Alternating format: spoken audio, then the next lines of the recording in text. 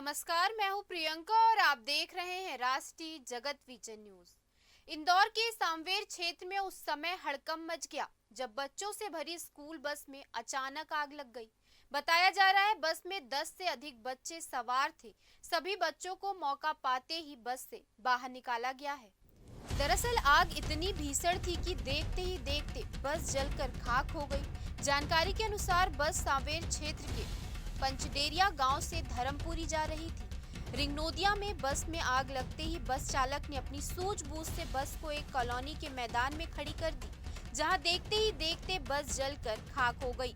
आग की लपटें इतनी खतरनाक थी कि मौके पर निर्माणाधीन कॉलोनी के लोगों ने ट्यूबवेल के पाइप को फैलाकर आग पर काबू पाया।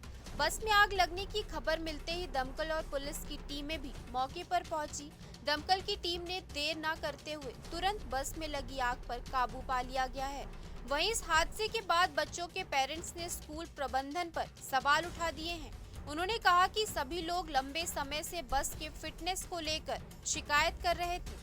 फिलहाल इस खबर में इतना ही। देश प्रदेश के खबरों से अपडेटेड रहने के लिए हमारे चैनल को सब्सक्राइब करें और नए खबरों के नोटिफिकेशन के लिए बेल आइकन जरूर दबाएं। नमस्कार।